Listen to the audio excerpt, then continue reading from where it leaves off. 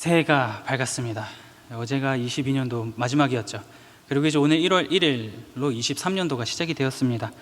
이렇게 새해가 밝으면 보통 저희가 모든 성도님들은 아니지만 이제 대부분 가슴속에 품는 굉장히 뜨거운 열정과 비전이 한 가지가 있습니다. 바로 성경 일독을 하는 거죠.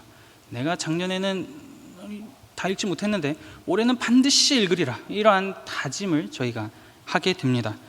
그러고선 이제 막 처음부터 스퍼트를 내서 열심히 달려가죠. 창세기는 이게 그냥 스토리다 보니까 되게 재밌게 잘 넘어갑니다.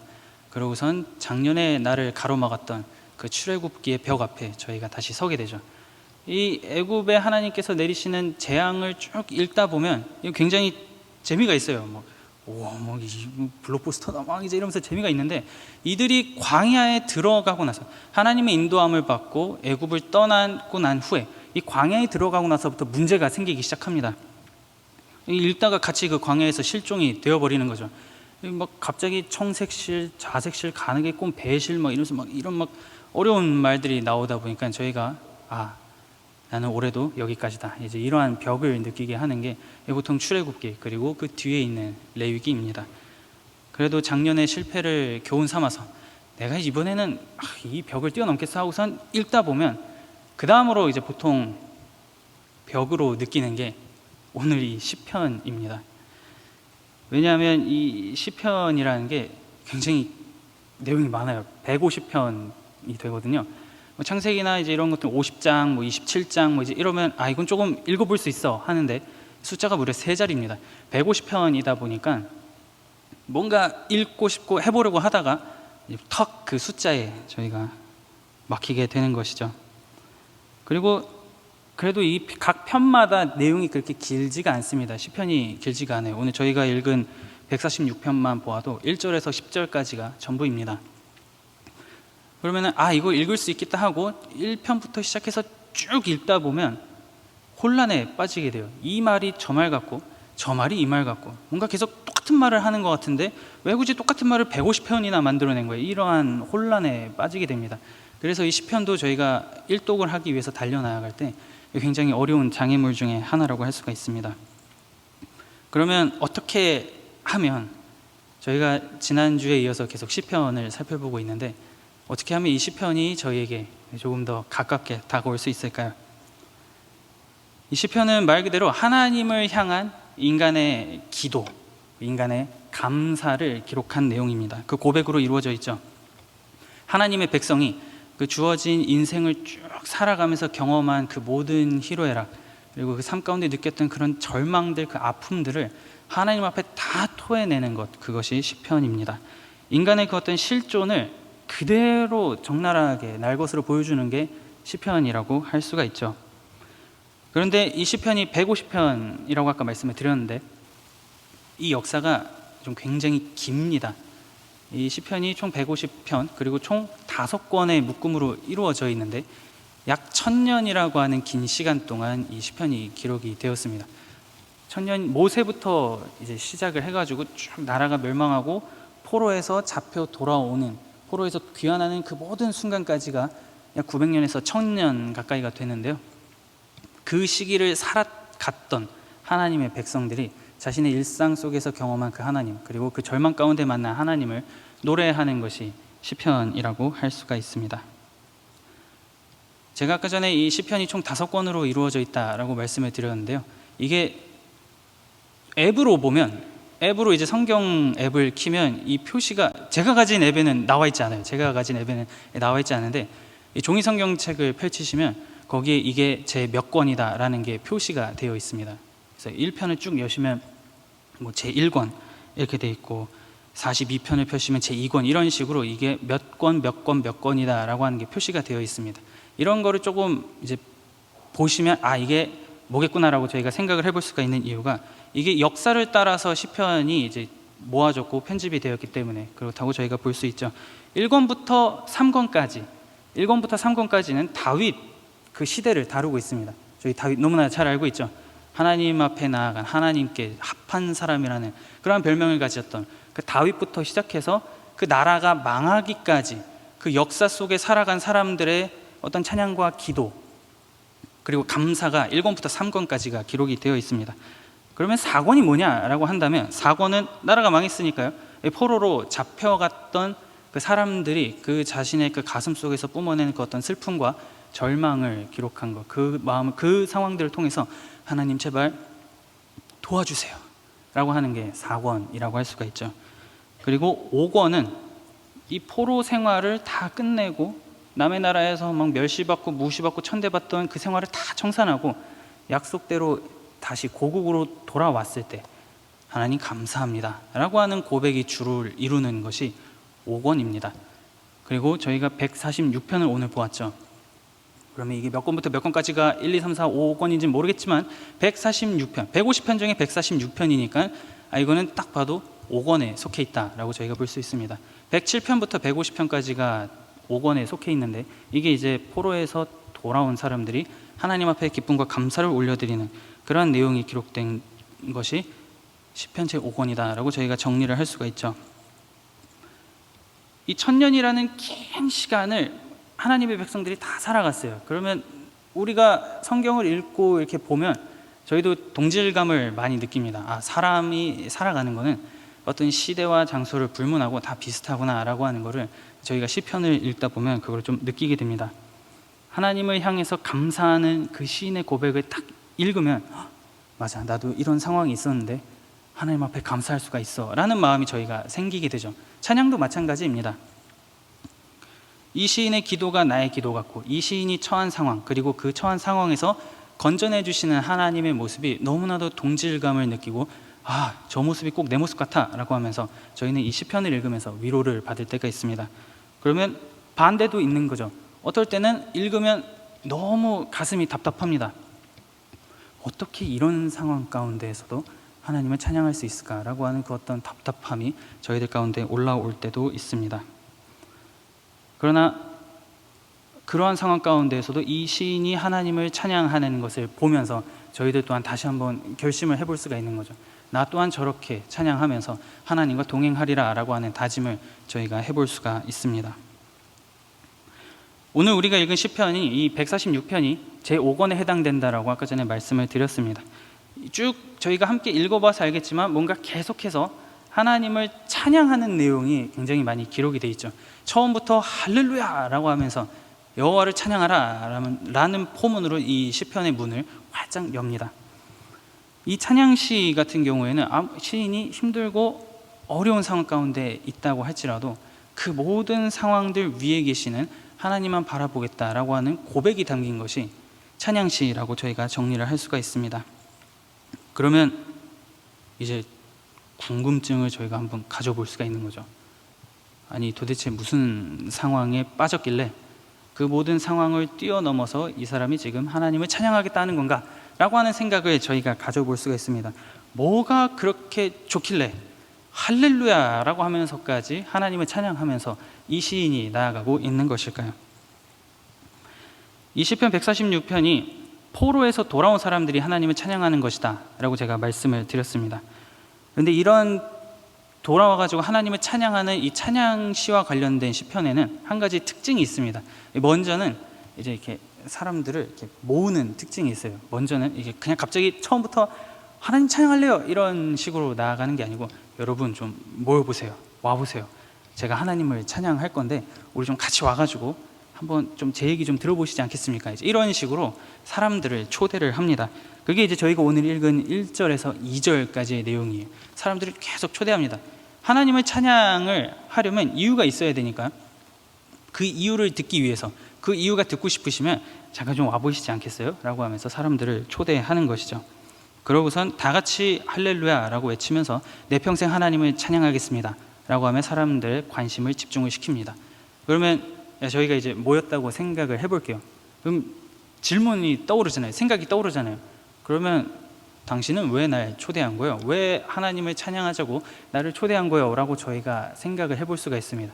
이유를 대줘야 되잖아요. 그 이유가 3절 이하부터 쭉 기술이 되어 있습니다. 그 3절 이하부터 나온 그 모든 내용이 이 시인이 하나님을 찬양하는 이유이자 목적이 된다라고 저희가 정리를 내릴 수가 있는 것이죠. 그럼 이 시인이 어떤 이유를 가지고 하나님을 찬양하는지 한번 살펴보도록 하겠습니다. 먼저 이 시인은 하나님과 사람을 비교하기 시작을 합니다. 사람이 아무리 무소불위의 권력을 휘두르고 굉장히 강한 힘을 가지고 있어도 저희는 누구나 다 압니다.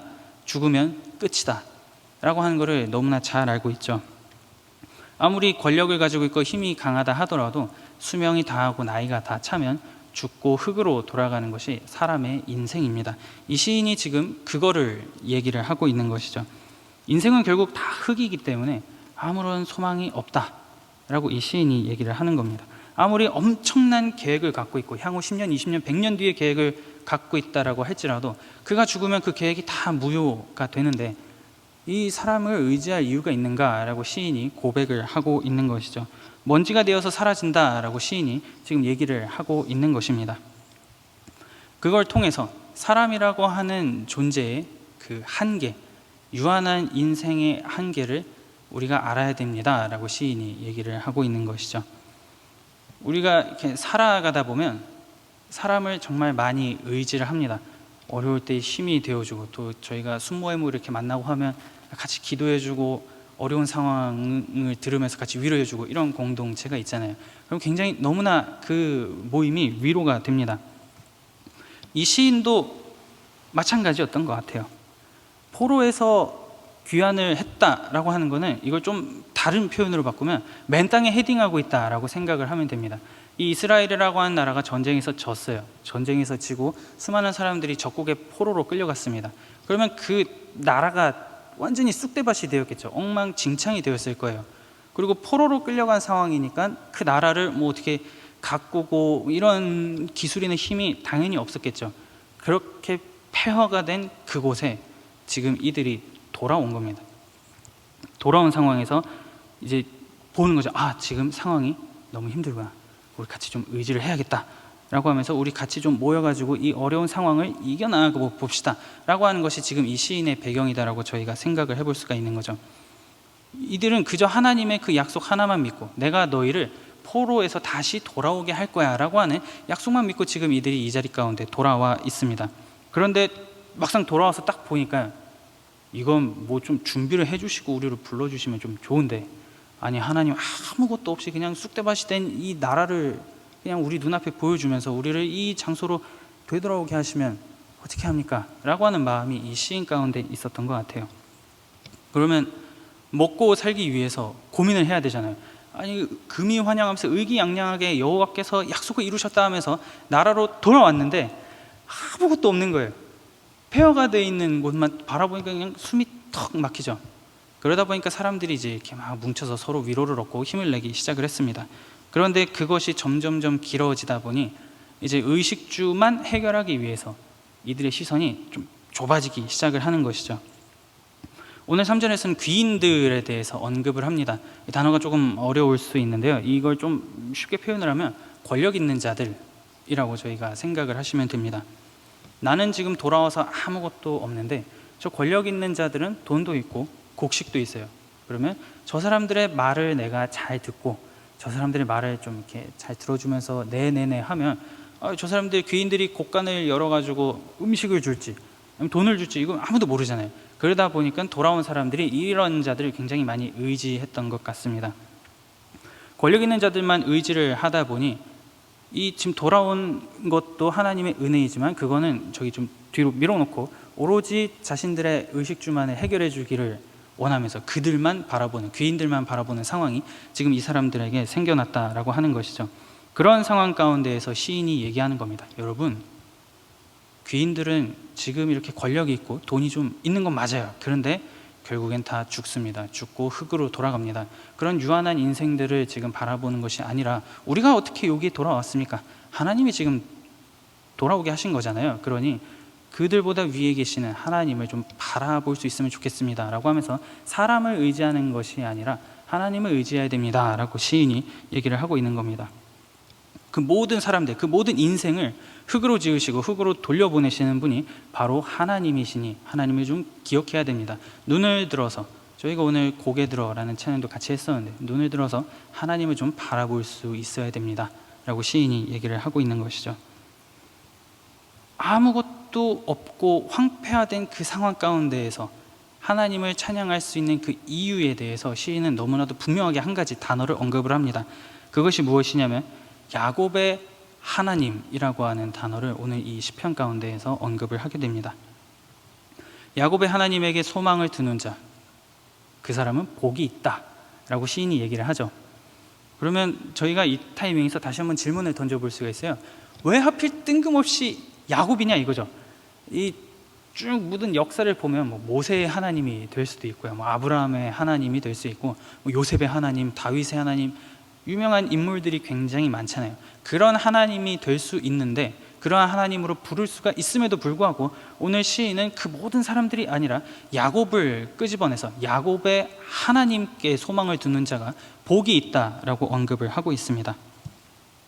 저희가 쭉 작년부터 시작해서 담임 목사님이 말씀을 통해서 야곱의 생애도 함께 살펴보았었죠. 그 야곱의 생애를 쭉 이렇게 압축시켜서 정리를 해보면 무엇 하나 말을 안 듣는 인생을 살았던 사람이 야곱이었습니다. 자기 이익대로, 자기 욕심대로, 그냥 내 마음대로 내 이득만을 위해서 살았던 게 야곱이었어요. 제대로 뭔가 해보기 위해서 시도해본 그러한 것이 없는 사람이었습니다. 그러면 하나님의 입장에서 말 정말 지지리도 안 들어요. 야곱이 뭐 좀 이렇게 좀 해줬으면 좋겠는데 맨날 다른 데로만 가요. 청개구리처럼 행동을 하면 도와줄 이유도 없고 도와주고 싶은 그런 건덕지가 없잖아요. 그러나 그럼에도 불구하고 저희는 말씀을 통해서 너무나 분명하게 알고 있습니다. 그런 야곱이었지만 하나님께서는 그런 그에게 계속해서 도움을 주시면서 그를 변화시켜 나아가시는 그 과정을 저희가 보았죠. 하나님의 택하심과 부르심, 그런 하나님의 사랑은 그 어떤 인간의 행동이나 그 주변 환경에 영향을 받지 않으시고 하나님은 본인의 선택을 쭉 이어가신다라고 하는 것을 저희가 이 야곱의 생애를 통해서도 살펴보았었습니다. 그 야곱을 시인이 지금 꺼내서 얘기를 하는 거죠. 그 야곱의 하나님, 우리는 각자 다 제 갈 길로 가고 내 마음대로 하지만 그럼에도 불구하고 그런 우리를 끝까지 붙잡으시고 인도하여 주시는 그 야곱의 인생을 통해서 본 그 하나님이 오늘 우리와 함께 계시고 우리의 아버지가 되시니 그분을 붙잡는 자는, 그분에게 소망을 두는 자는 복이 있습니다 라고 황폐화가 된 아무것도 없는 그 땅에서 시인이 얘기를 하고 있는 것입니다. 우리들은 전부 다 야곱 같은 인생입니다. 우리는 다 야곱이에요, 여러분들. 그러나 그럼에도 불구하고 그 야곱을 이끌어 가신 그 하나님의 은혜, 그 하나님의 사랑을 오늘 우리가 경험할 수 있어야 됩니다 라고 시인이 노래를 하고 있는 것이죠. 하나님은 만물을 다 지으셨고 그 만물을 전부 다 통치하시고 모든 그 악의 권세를 무찌르실 수 있는 전사의 하나님이시기 때문에 우리는 그분을 의지할 수 있는 충분한 이유가 되고 그분을 붙잡을 수 있어야 됩니다 라고 얘기를 하고 있는 겁니다. 유한한 인생과 영원하신 하나님, 유한과 영원이 계속해서 대조가 되고 있는 것이 오늘 시편 146편의 내용이죠. 그러면 다시 한 번 더 질문을, 여기까지 내용이 진행이 되었을 때 다시 한번 질문을 던져볼 수가 있습니다. 어떤 도움을 주셨길래, 그 하나님이 어떤 도움을 주실 수 있길래 야곱의 하나님이라고 부르면서까지 그분을 의지할 수 있습니까? 라고 하면서 저희가 시인에게 질문을 다시 역으로 던져볼 수가 있어요. 그러면 그 질문에 대한 답으로 시인이 7절부터 9절까지 그 이유를 쭉 장황하게 설명을 합니다.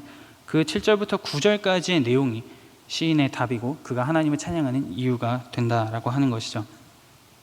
하나님은 정의와 공의를 베푸시고 그것을 사랑하시는 분입니다 라고 이 7절과 9절 이 모든 내용을 시인이 압축을 해서 얘기를 합니다.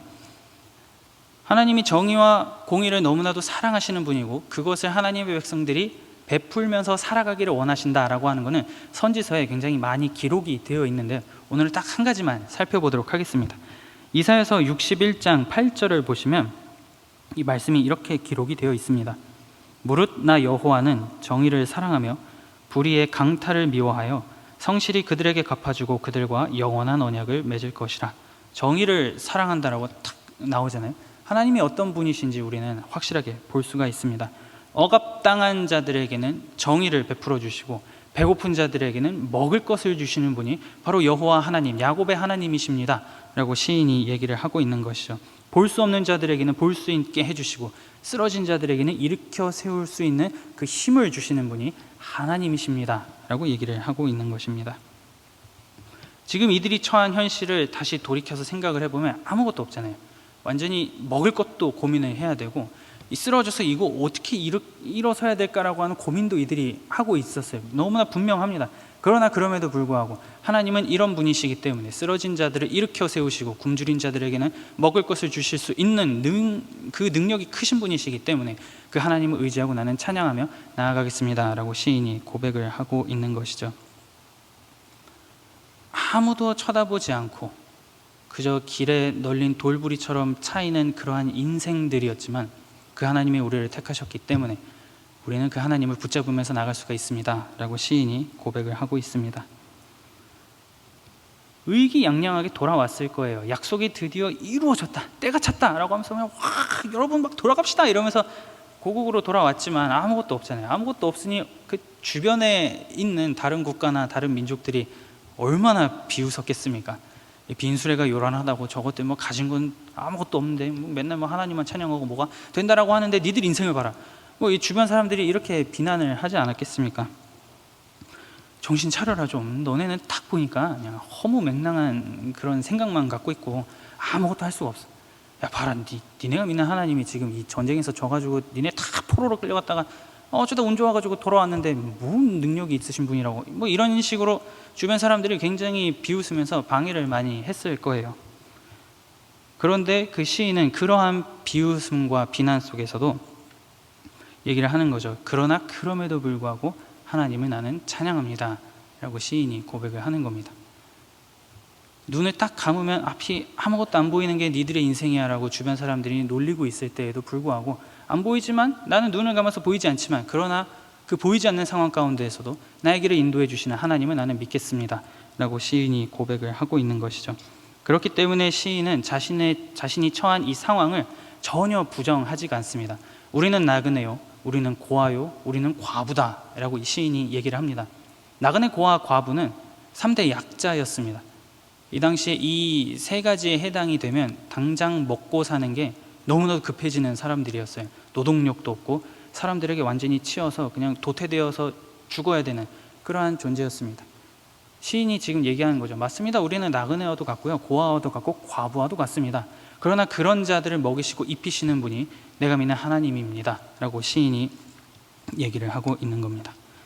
그렇기 때문에 그분은 여전히 일하시고 지금까지 여기까지 우리를 인도하셨기 때문에 아무것도 없고 황폐하지만 계속해서 무언가를 펼쳐 나아갈 것이다 라고 하는 그 어떤 의지를 담아서 하나님을 찬양하고 있는 것이 오늘 이 시편 146편이다 라고 할 수가 있습니다. 그리고선 마지막 10절에서 최종적으로 결론을 이 사람이 내리게 되죠. 하나님께서는 그분의 백성을 과거부터 쭉 지금까지 계속해서 인도하셨던 분이기 때문에, 그렇기 때문에 하나님은 찬양받으시기에 합당하신 분입니다, 할렐루야 하면서 이 시편의 내용을 마무리하게 됩니다. 하나님의 통치는 과거, 현재, 미래 상관없이 지금 이 순간 계속해서 일하시는 분이시기 때문에 나는 그 하나님을 붙잡겠습니다 라고 하는 그런 고백이 나오게 되는 것이죠. 결국에는 이 시편 146편을 쭉 정리를 해보면 시인이 하나님을 찬양하는 이유는 너무나도 분명한 겁니다. 그분께서는 쉬지 않으시고 언제나 지금처럼 계속해서 우리들의 삶을 인도해 주시는 그러한 하나님이시기 때문에 그 백성을 배고프게 만들지 않고 그 백성을 끌어안아 주시고 인도하여 주시는 그러한 능력이 많으신 하나님이시기 때문에 나는 그런 귀인들, 썩어주고 없어지는 귀인들을 의지하는 것이 아니라 하나님을 찬양하고 하나님만 의지하겠습니다 라고 하는 그 어떤 결단, 비장한 고백인 거죠. 이런 고백이 오늘 시편 146편에서 나타나게 되는 겁니다. 그리고선 다시 한번 권유를 하는 거죠. 여러분, 제가 와보세요 라고 얘기를 했고 3절부터 이유를 좀 들어보세요 라고 했습니다. 그러고선 10절에서 쭉 얘기하는 거죠. 그러니 우리같이 그 하나님을 찬양해 보지 않겠습니까? 라고 시인이 얘기를 하고 있는 것입니다. 우리의 의지를 들여서 하나님을 한번 찬양해 보지 않겠습니까? 라고 얘기하는 것이 이 146편이다 라고 정리를 할 수가 있는 거죠. 뭐 이렇게 막 찬양한다고 해서 상황이 갑자기 이 도깨비 방망이처럼 확 바뀐 게 아니에요. 무엇 하나 제대로 바뀐 게 없습니다. 너무 갑갑한 인생을 이들이 살아갔어요. 현실이 절망적이게 되면 우리는 이 인생을 다 살아가기 때문에 너무나 잘 압니다. 삶이 팍팍해지고 힘들어지면 탄식이 너무 자주 나오게 되죠. 하나님 너무 힘듭니다. 제발 여기서 꺼내주세요. 이러한 탄식과 절망이 굉장히 많이 나오게 됩니다. 하나님, 도대체 나한테 왜 이러십니까? 그냥 뭐 이렇게 잠깐 반짝이는 이 희망 같은 거 그냥 아예 그것조차도 보여주시지 말지. 괜히 이거 기대하게 만들어 놔가지고 이 길대로 따라왔다가 왜 이렇게 자꾸 내 입에서 탄식과 한숨만 나오게 합니까? 라고 하는 그러한 고백, 그러한 탄식을 저희가 하면서 살아갈 수가 있습니다. 지금도 그런 고백 가운데, 그런 탄식 가운데 계신 분들도 있을 수가 있어요.